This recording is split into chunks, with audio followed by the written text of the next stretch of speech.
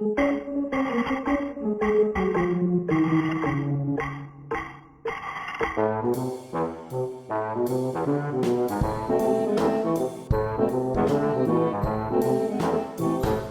when Silva told me that he wanted to do the winter Wasteland build, I thought, well, that's just outside to me.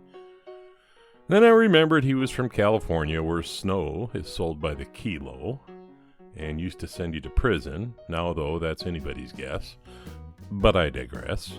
Anyway, Jim sent me this K7, and while I wouldn't call it a true Silva challenge, I knew that he was doing one as well, so you can expect a wow over there, and hopefully one here too.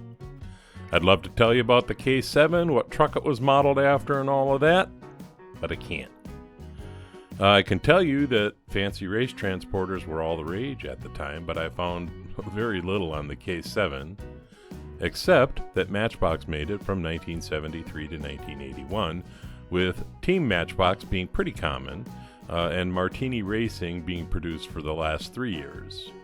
The Team Matchbox liveries were white or yellow, and the Martini Racing Group was white and had an added light on the roof. They must have sold a ton of them, though, because while a good issue with the package intact might net you $70 to $90 US, issues like this one Jim sent can be found for $5, which is perfect, by the way.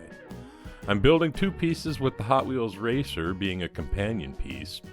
I love that casting.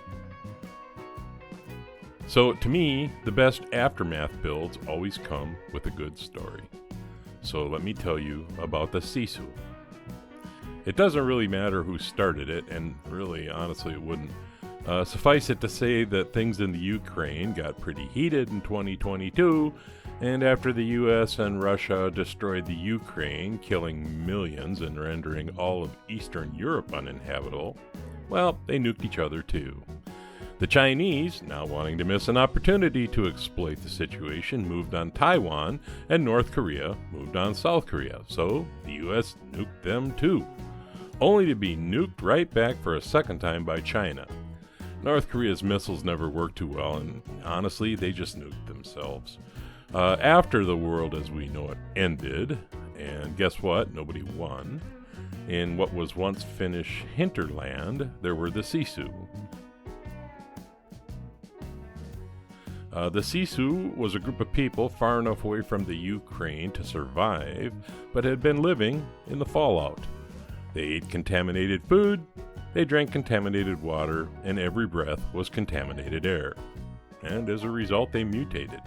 Nothing grotesque, mind you, they just got pretty big and they all had red hair. And they learned to communicate with animals. Sort of like a race of giant carrot-top Dr. Doolittles.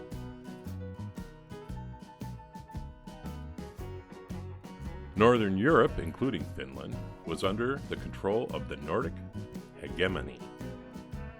This was comprised of the remnants of the governments of Norway, Sweden, and Finland. The capital was in the Norwegian city of Tromsø, and unlike the Sisu, they were able to protect themselves from the fallout and now lived in underground caves constructed in the fjords. And things went on like this for a while.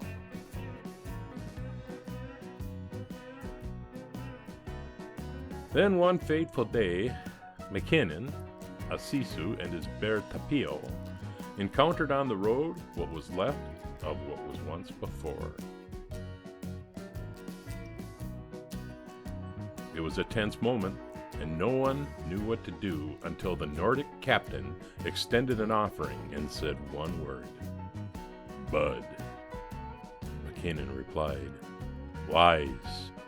And the bear said,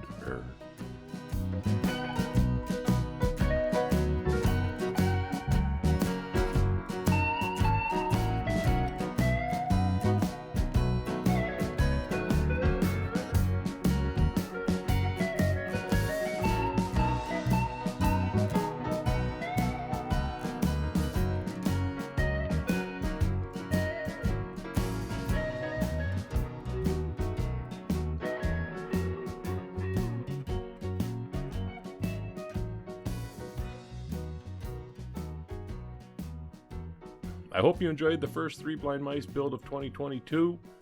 This is Time Rider, and I'll leave the light on for you.